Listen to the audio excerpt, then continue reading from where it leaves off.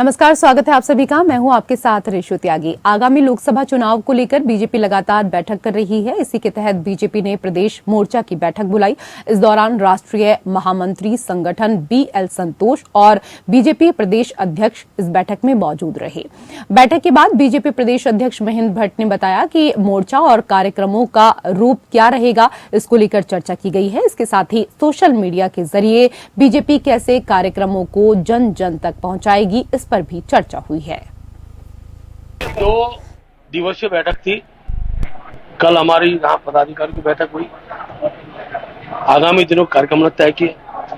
आज उन कार्यक्रमों को निचले स्तर तक पहुंचाने के लिए मोर्चों की महत्वपूर्ण भूमिका होती है। मोर्चों का कार्यक्रम का स्वरूप क्या रहेगा, उस पर चर्चा हुई और बाद में सारे कार्यक्रमों का सोशल मीडिया से ले मीडिया तक उसको प्रभावी बने तो सोशल मीडिया आईटी सेल की हमारी प्रवक्ताओं की हमारी बैठक थी। राष्ट्रीय महामंत्री संगठन जी का मार्गदर्शन को प्राप्त हुआ है। मुख्य रूप से लोकसभा के चुनाव में सभी कार्यकर्ताओं की भूमिका विजय की और बढ़े और सब कार्यकर्ता अपने कार्यक्रमों का जो स्वरूप है, सब संगठन वो पॉजिटिव दिशा में जाए, इस विषय को लेकर संतोष जी का मार्गदर्शन प्राप्त हुआ है। और चुनाव नजदीक आते ही जहां सभी राजनीतिक दल अपनी तैयारियों में जुटे हुए नजर आ रहे हैं, तो वहीं कांग्रेस पार्टी के भीतर अब तक चुनाव की तैयारियों को लेकर कोई खास तैयारियां नहीं चल रही हैं।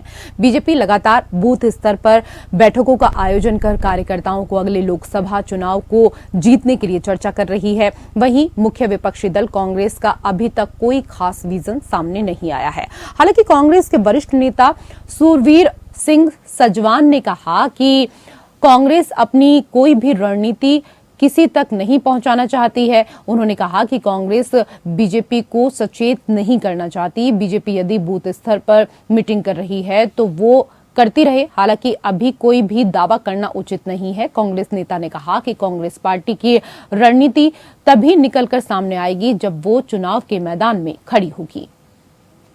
हमारा तो धरती पर जहां हमारा कार्यकर्ता हमसे उस क्षेत्र के बारे में कहेगा, हम उसके आधार पर उस समय दावा करेंगे जब चुनाव के मैदान में हम उतरेंगे।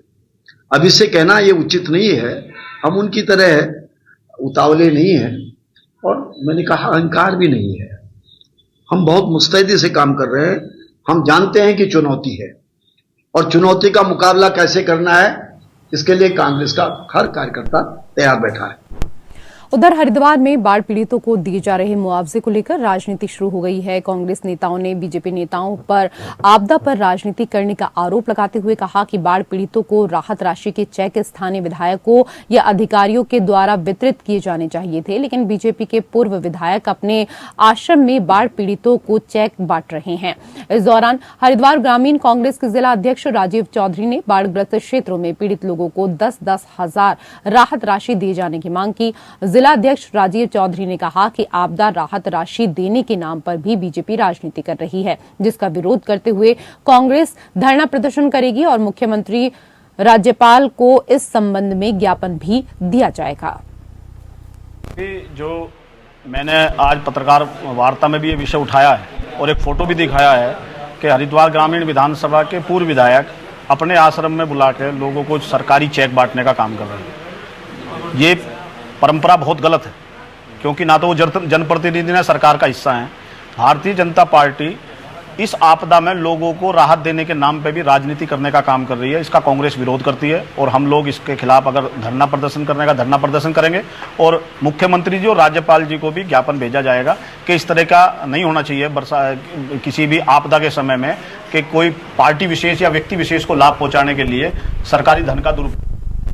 उधर गदरपुर के मकरंदपुर गांव में समाजवादी पार्टी का सदस्यता अभियान शुरू हुआ है। इस दौरान मुलायम यूथ ब्रिगेड के राष्ट्रीय उपाध्यक्ष अरविंद यादव इस अभियान में शामिल हुए।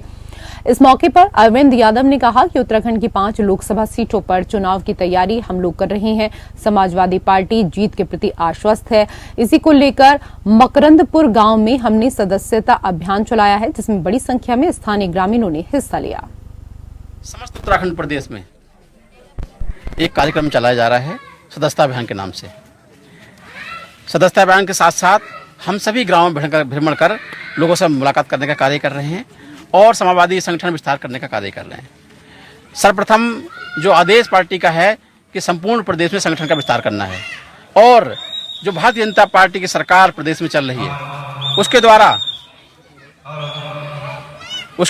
जो लगातार ग्रामीण क्षेत्र से लेकर शहरी क्षेत्र से लेकर जो हमारी ज़मीनें हैं, खास करके तराई बेल्ट में बाजपुर की ज़मीन हो, किच्छा की ज़मीन हो, गुलरभोर की ज़मीन हो, जहां लगातार लोगों को परेशान किया जा रहा है, अतिक्रमण के नाम पर परेशान किया जा रहा है, जाति प्रमाण पत्र नहीं बनाए जा रहे हैं, उन पर परेशान किया जा रहा है। हम ऐसे सभी लोगों से मुलाकात कर रहे हैं और एक डेटा तैयार कर रहे हैं कि जो हमारे तराई बेल्ट के क्षेत्र के जो लोग हैं उनको किस परेशानी का सामना करना पड़ रहा है, उसको लेकर हम सारा डेटा लखनऊ पार्टी कार्यालय पहुंचाएंगे और जो आगे का आदेश हो उस पर कार्य करेंगे। और उधर अल्मोड़ा के द्वाराहाट इंटर कॉलेज में मुख्यमंत्री उदीयमान खिलाड़ी उन्नयन योजना का कार्यक्रम संपन्न कराया गया, जिसमें न्याय पंचायत स्तर पर विजयी हुए बच्चे और ब्लॉक स्तर पर प्रतिभाग करने पहुंचे। तेज धूप होने से मैदान में खेल नहीं पाए। हालांकि शिक्षा विभाग के द्वारा यहां पर पानी की समुचित व्यवस्था के लिए जल संस्थान का टैंकर भी लगाया गया था, मगर बच्चों के बैठने की उचित व्यवस्था नहीं होने के कारण कई बच्चे प्रतिभाग नहीं कर पाए। वहीं जिन बच्चों ने प्रतिभाग किया उसमें 600 मीटर दौड़, 30 metre shuttle run, forward jump, forward back reach आदि इवेंट थे। इसमें पूरे ब्लॉक द्वाराहाट के न्याय पंचायत के बच्चों ने प्रतिभाग किया। वहीं शिक्षा विभाग का कहना है कि इस कार्यक्रम को करने की जिम्मेदारी खेल विभाग की है, मगर शिक्षा विभाग इस दौरान इस कार्यक्रम को करा रहे हैं और सरकार द्वारा कोई बजट इस कार्यक्रम को नहीं दिया गया। आयोजन है और न्याय पंचायत के जो आयोजन है उनके लिए कोई भी वित्तीय धनराशि या वित्तीय मदद नहीं मिल पा रही है, तो शिक्षा विभाग इसमें करा रहा है। सारा जो कार्यभार है वो खेल विभाग के पास है, सारा दिशा निर्देश खेल विभाग का है और ब्लॉकों में और न्याय पंचायतों में शिक्षा विभाग के ऊपर है ये, लेकिन इसके लिए कोई बजट अवमुक्त नहीं हुआ है, ये थोड़ा सा दिक्कत हो रही है। उधर देहरादून में अव्यवस्थाओं के अभाव के चलते पार्षदों को नगर निगम का घेराव करना पड़ा। इस दौरान वार्ड नंबर 4 राजपुर की पार्षद उर्मिला थापा ने नगर आयुक्त पर आरोप लगाते हुए कहा कि आपदा के समय लोगों के घरों में जल भराव हो रहा है, लेकिन इसका कोई संज्ञान नहीं ले रहा। उन्होंने कहा कि वार्ड में स्ट्रीट लाइट नहीं लगी हुई है, सड़कों की हालत भी बहुत खराब है। इस बाबत उन्होंने कई बार पत्राचार भी किया, लेकिन कोई कार्रवाई नहीं की गई। वहीं उर्मिला थापा ने डेलीगेशन के साथ नगर निगम वो पहुंची और निगम का घेराव करते हुए अपनी मांगे रखी। उन्होंने कहा कि अगर मानसून और आपदा जैसी स्थिति में नगर निगम आम जनमानस की मदद नहीं करता है तो नगर आयुक्त को अपने पद से इस्तीफा दे देना चाहिए। वेरिफिकेशन क्यों नहीं कराते? दुकान कमरा देने से पहले किसी अपाहिज को दें, किसी वृद्ध को दें, किसी बेसहारा व्यक्ति को दें, दुकानें उन्हें दें, हमें कोई आपत्ति नहीं है। और वेरिफिकेशन ना कराए। परसों उन्होंने एक व्यक्ति को इतना मारा है, आप उस लड़के के इधर ही वो कहीं होगा, वो लोग उसके आप देख सकते हैं। वो इस तरह से रोज महिला उनपे चिपटती है पुरुषों पे और उनके पति उन वीडियो बनाते हैं, उसके बाद पैसा वसूलते हैं उनसे। तो ऐसे प्रवृत्ति के व्यक्ति, उनके रिकॉर्ड है पुलिस में, उसके बावजूद आप उनके किराए में दे रहे हैं, तो ये किसकी मिली भगत है? ये हमें मुख्य नगर अधिकारी जवाब दे। और उधर बागेश्वर के कपकोट तहसील की दुर्ग नाकुरी पट्टी के पंप गांव के आवासीय मकानों में खतरा पैदा हो रहा है। ये खतरा खड़िया खदान के गड्ढे नहीं भरने से उत्पन्न हुआ है। वहीं लगातार हो रही बारिश से जमीन खिसक रही है, कभी भी बड़ी दुर्घटना हो सकती है। क्षेत्र के पटवारी की सूचना के बाद भी प्रशासन द्वारा प्रभावित परिवारों को सुरक्षित स्थल पर नहीं पहुंचाया गया है। इसको लेकर कपकोट के पूर्व विधायक ने प्रशासन से अपील की है कि हर हाल में यहां पर रह रहे ग्रामीणों को तत्काल प्रशासनिक मदद पहुंचाई जाए। दिनों से लगातार बारिश हो रही है और पपो रताइस में कालाकोटी माइन की वजह से जो दरबान सिंह है, कैलाश सिंह है और हमारे रघुवीर सिंह है और तेज राम है और बलवंत राम है, ये बहुत सारे लोगों के आवासीय मकान को खतरा बना पड़ा है। और स्थानीय लोगों के द्वारा कई दिनों से क्षेत्रीय पटवारी से और तहसीलदार से और एसडीएम से लगातार संपर्क भी किया जा रहा है कि भैया जो खड़िया खदानों के द्वारा जो गड्ढों में पानी है उससे हमारे आवासीय मकानों को खतरा बना पड़ा है। और आज फिर बरसात की वजह से इन मकानों को लगातार खतरा बना पड़ा है। प्रशासन इस ओर कोई ध्यान नहीं दे रहा है। देश के कई राज्यों के साथ राजधानी देहरादून में भी आई फ्लू के मरीजों की संख्या देखने को मिल रही है। इस बीच राजधानी देहरादून के दून मेडिकल कॉलेज में ऐसे मरीजों की भीड़ लगी हुई है। आई फ्लू के मरीजों की संख्या में इजाफा देखते हुए अस्पताल प्रबंधन भी लगातार लोगों से आइसोलेट होने की उनको सलाह दे रहा है। वहीं दून मेडिकल कॉलेज के eye specialist doctor Piyush Sodhi ने कहा कि आई फ्लू से घबराने की कोई जरूरत नहीं है, क्योंकि ये 1 से 2 हफ्ते में ठीक हो जाने वाली बीमारी है, क्योंकि ये एक तरह का वायरस होता है और ऐसे में किसी व्यक्ति को अगर आई फ्लू हो जाता है तो उसे अपने आप को आइसोलेट कर देना चाहिए और दूसरों के संपर्क में नहीं आना चाहिए। देखिए, जो आई फ्लू है इसको जनरली हम वायरल कंजक्टिवाइटिस बोलते हैं और ये एक वायरस की वजह से होता है जिसको एडिनो वायरस बोलते हैं। ये एक जनरली फैलने वाली डिजीज है जिसको जो कि एक तरीके से वायरल डिजीज है। तो इससे रोकथाम के लिए हमें जिसको भी ये चीज़ हुई है उसको सबसे पहले अपने आप को आइसोलेट करना होगा। जो भी वो चीज़ें इस्तेमाल करते हैं उन चीज़ों को सबसे पहले सेपरेट करना होगा। और अगर जैसे ही आपको लगता है कि आपकी आंख में थोड़ी सी भी जलन, सूजन या फिर लाली आ रही है, तुरंत आप अपने नजदीकी अस्पताल में जाइए और उचित उपचार लीजिए। देहरादून में पिछले कुछ दिनों से बारिश का दौर जारी है। इसी बीच आज दोपहर के बाद जमकर बारिश हुई। भारी बारिश से जगह जगह जल भराव की तस्वीरें सामने आई। दून के आईटी पार्क में सड़क पर पानी का इतना भराव देखने को मिला कि यहाँ की सड़कें नदी के समान दिखाई देने लगी। वहीं बारिश से देहरादून के साथ पूरे प्रदेश की आम जनजीवन पूरे तरीके से अस्त व्यस्त हो गया है। तस्वीरों में आप देख सकते हैं कि किस तरीके से जमकर बारिश हुई और इस दौरान सड़कों पर वाहनों के पहिए थम गए। जिधर तक दूर तक नजर जाए सिर्फ पानी ही पानी चारों तरफ देहरादून में नजर आने लगा।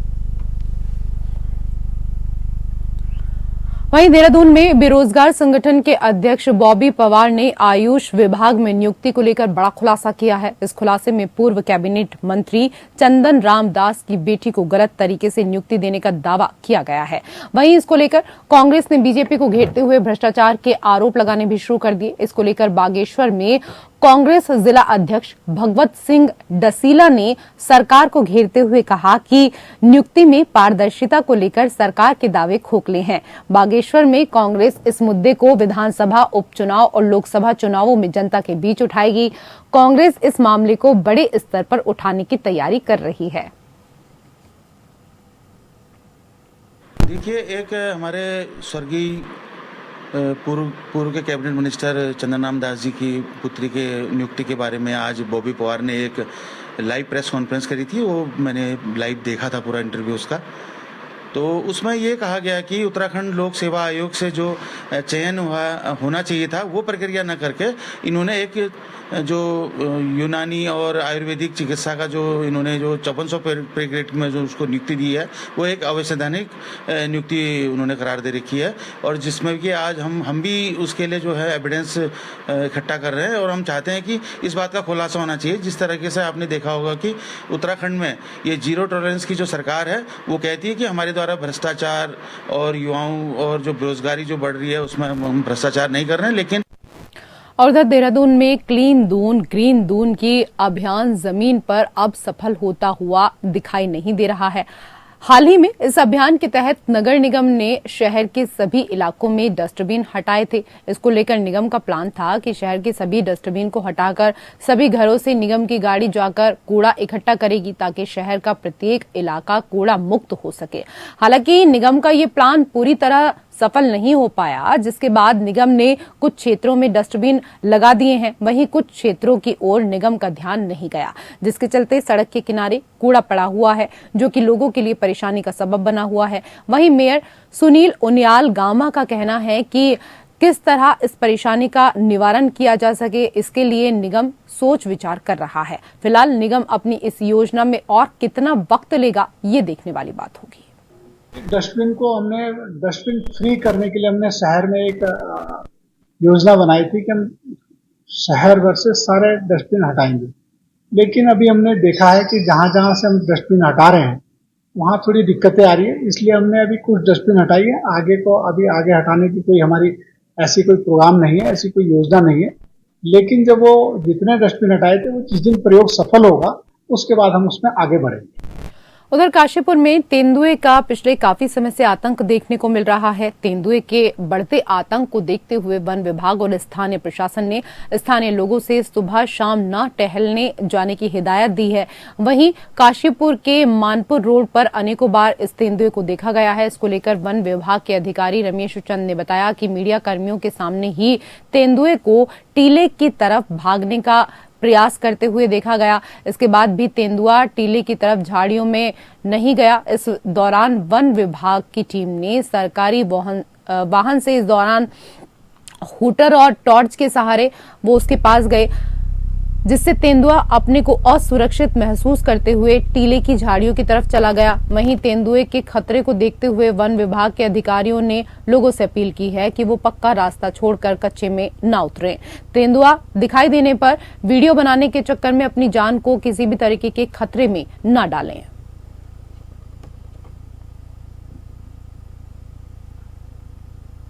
उधर बागेश्वर के कपकोट तहसील के अंतर्गत आने वाले 1 दर्जन से ज्यादा गांवों में बिजली आपूर्ति ठप है। सरयू घाटी के सौग, मुनार समेत 1 दर्जन से अधिक गांवों में 3 दिनों से अंधेरा छाया हुआ है।